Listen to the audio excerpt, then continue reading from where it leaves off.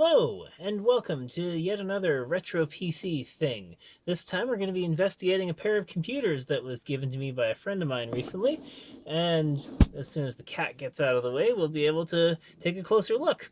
So these two came from a computer lab at the University of Winnipeg in the chemistry department, and it looks like they were purchased, probably sometime in the mid-90s, as part of a group buy from Mind Computer Products, which is one of the biggest and more popular computer stores in the province, and they did a lot of corporate and educational accounts at the time. And so let's head in a little closer and take a closer look. We can see one of these looks to be a little more intact than the others. The bottom computer here still has an optical drive, still has a 3.5-inch floppy drive, and it's all that's missing seems to be the computer shop logo off the front. But let's head in a little closer, take a closer look here. One thing that's kind of neat is that these actually seem to have a removable hard drive caddy. And if you look at the back, it's got a SCSI connector. There's nothing inside of it, but you could use this as a dockable SCSI drive caddy so that if you need to transfer large files back and forth, you could just yank the drive out. Because flash drives weren't a thing yet, neither were CDRWs. So that was kind of an interesting solution to the problem of transporting large data sets. And Taika the cat has decided that he wants to assist us with this little investigation. So I've gone through these computers with my buddy Mark already, but let's head around and we'll take a bit of a closer look. So heading up top, you can see the label. This one is labeled ChemLab 001. For the one that's a bit less intact, we've got a pair of Microsoft mice. These are the pretty standard 2-button mice. Flip it over. It's a ball mouse. No fancy optical mouse for you for at least another couple of years, most likely. Got one that has the ball, and another one that has the ball removed. So, one of those not terribly functional. And let's get this spun around to the back. And hello, kitty. Spin this right around. Move that power cable. So, taking a look at the back, pretty standard array of ports and adapter cards for the time. We can see we've got, looks like, parallel port up top. Got 2 serial ports here, one of which is with the mouse. Interestingly enough, it looks like they've run the mouse cable through the case and then back out again, probably to keep people from stealing the mice. Got an AT keyboard port, which is something that's kept me from looking at this a little more quickly, just because I didn't have an AT keyboard or an adapter until I've just very recently. Power supply is kind of interesting. You've got your standard 3-pin plug to go to the wall here.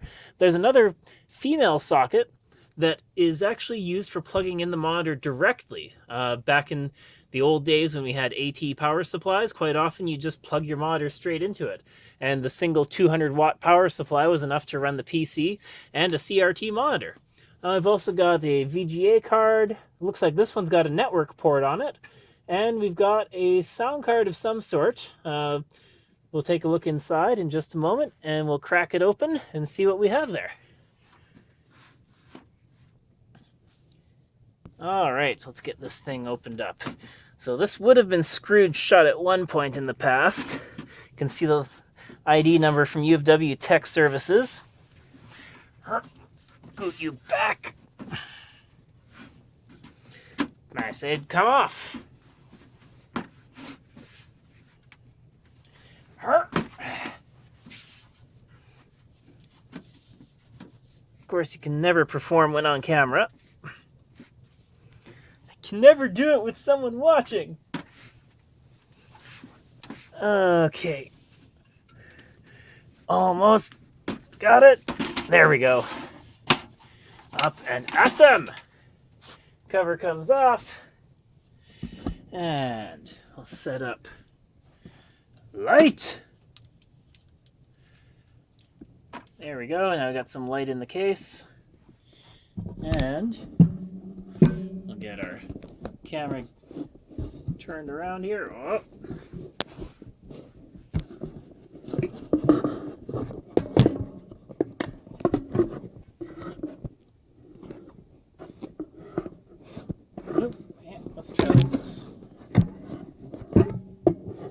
testing before shooting? We don't do that here.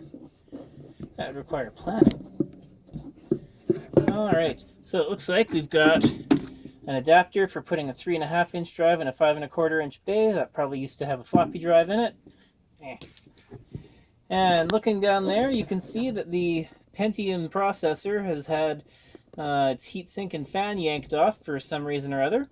The actual chipset here looks like an Intel chipset. It's a VX chipset motherboard. It's actually fairly high end. And let's see, I'll move some of these cables. Looks like our RAM slots have been depopulated. Someone scooped the RAM out of this thing, as well as the CPU, heatsink, and fan. Let's take a look at some of these adapter cards and we'll see what we've got. So let's pick them out. You can see on the top row, all these cables here for serial ports and stuff actually connect to the motherboard. They don't connect to an actual adapter card, although they are taking up an adapter card slot. So let's start from the top down. We'll start with what looks to be the VGA card, graphics card. This was well before GPUs. And if that's CPU, I've pulled the numbers off of it. It looks like it's a Pentium 166, and since these two computers look like they're twins, pretty sure the other one's a Pentium 166 as well. I haven't booted either of them up yet. So the video card is kind of neat. This is a S3 focus. There we go. An S3 Trio 64 PCI video card. You can actually see there's a little header on here for attaching something like a MPEG decoder card. These were kind of neat because they were really good at accelerating normal Windows stuff, and pretty solid for DOS and Super VGA DOS games as well. And you can actually see a little ID badge from Mind Computer. And this particular card looks like, I'm not sure who the manufacturer is on it. I have to do a little bit of look up later on. I can edit that in later into the video. Add a little text blurb. So we'll put that guy back in. We'll put all the screws back after once when we're done. Do that off camera. Let's take a look at this network card. So this is an actual normal Ethernet card from the look of things. Fairly standard jack. Lord knows when this network adapter was actually put on, if it was on the larger university network or if it was just a local network in that computer lab. What the heck? I don't know what that yellow cable's for. But looks like it's got parallel tasking to 3COM network chip. So this is actually an ECOM or 3COM network card. Fairly nice one. 10100 fast Etherlink XL PCI, big slot for some sort of other extra BIOS chip, and you've got activity lights, and you've got an Ethernet port. That's pretty much all you need. Cat, I swear, get out. Out, out, out. This is not for you. It looks like this was the cable for CD audio. That got really weird. It looks like someone yanked it right out of the actual pin connector on the CD-ROM drive. So this guy goes back in the PCI slot.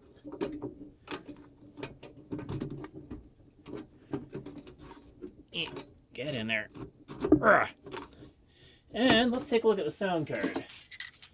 So considering this was a lab computer, the sound card is probably just so you could hear Windows sounds, like error messages and that sort of thing. And you could probably listen to MP3s on it if you could get your hands on some. This was before the golden age of Napster, but I'm sure this computer is probably still being used in and around 2000. Guessing based on the motherboard and the CPU, it's probably from around 1996 is most likely, considering it's a Pentium 166 and they were starting to be popular then. Maybe 1997. So if we're lucky, this thing will have Windows 95 most likely, possibly 95 Service Pack 2, or as they called it, OSR 2. Alright, well, yank out this CD audio cable because it's kind of useless to us. Cat, I swear to God. I will do something to you that you will not like. Maybe cuddle you against your will. So this here is a Sound Blaster Vibra 16, model CT2960. This is kind of interesting because you can take a look at it, and it has the Wave Blaster header like a Sound Blaster 16 would normally have, but it's missing the OPL3 chip that my larger Sound Blaster 16 has.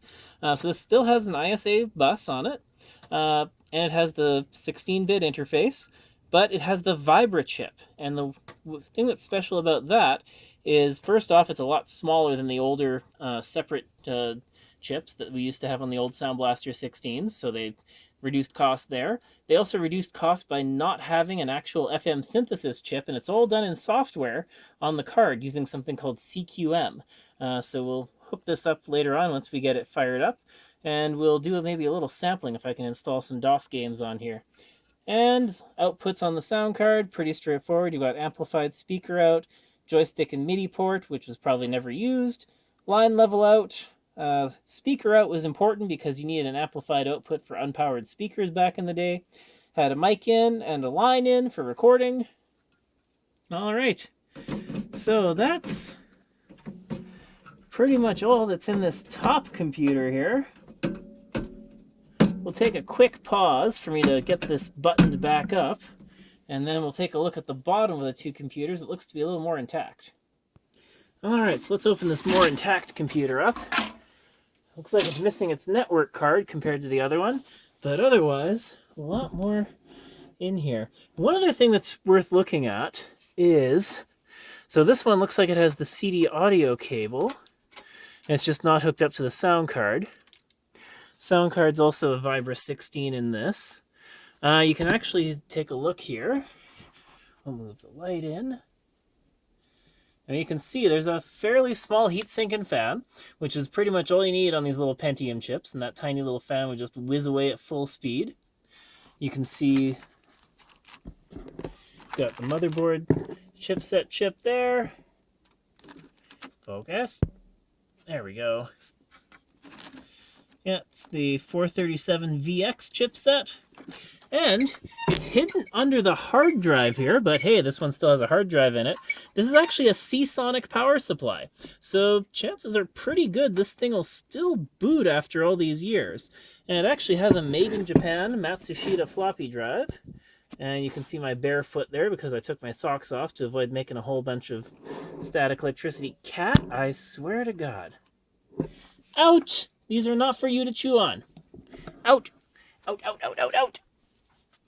You little chaos gremlin. All right, so this thing looks like the one that's most likely to actually boot. So I'm going to go grab my PS2 to AT keyboard adapter. I'm going to unhook this mouse because it's, you can actually see here, there's a little clip that's keeping the mouse cable stuck inside. So let's get this camera back in place here. Cat. No. Bad kitty.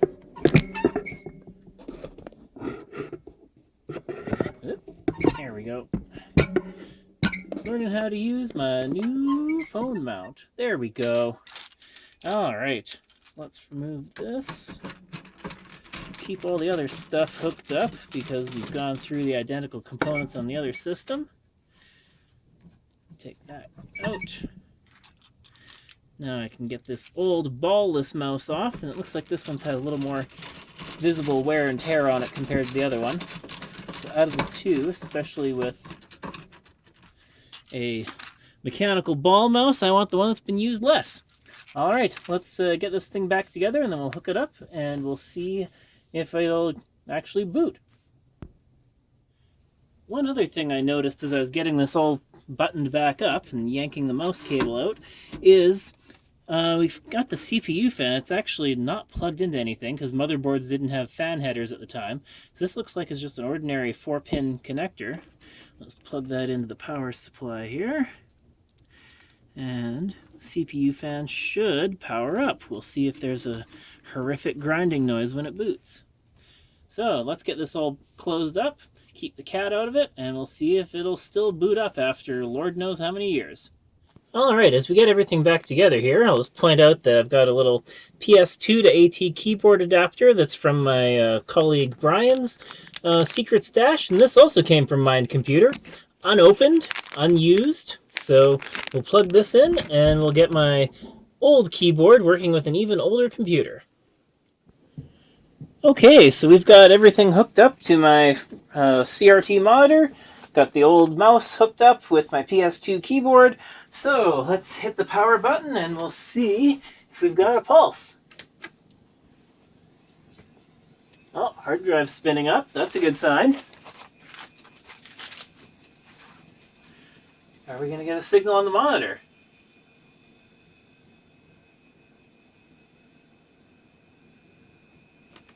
No beep. No monitor signal. None of the lights here are doing anything.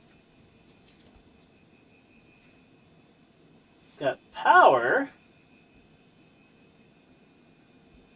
At least to that dock from the look of things.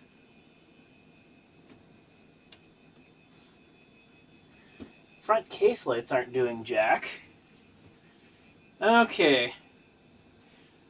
Let's turn this off, take a closer look inside and see if there's anything obvious, but it's possible this thing is just dead as a dodo. That's kind of anticlimactic.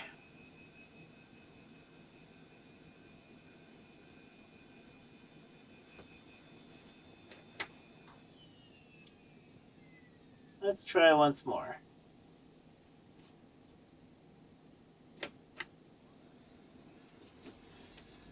While we're here, let's open the CD drive and see if anyone left anything inside. Come on, you're stuck.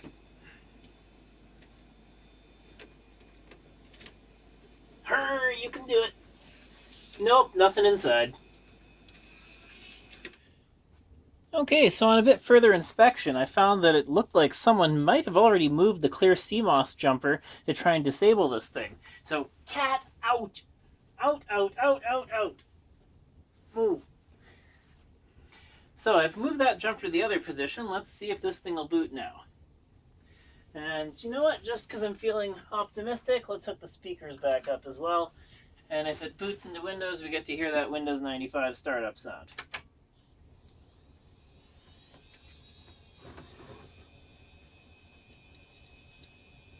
Oh! That sounds promising. Still no video. Still no beeps. Is the PC... Whoa, what was that? Oh, that was the cat. No, is the PC speaker even hooked up? Looks like it.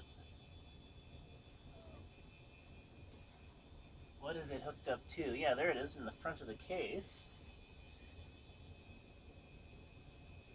Huh. Power supply is putting out air. The hard drive's not sounding healthy, but it is spinning. I'm at a bit of a loss, folks. So it looks like this one is, yeah, something ain't right.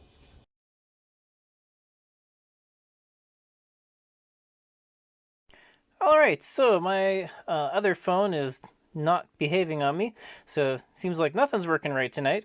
So this computer is probably going to be turned into more of a component project than anything else. I should be able to get something out of the sound card and the video card, do a little comparison of how things sound compared to a Sound Blaster 16 from a couple of years before, and potentially to maybe an AW64.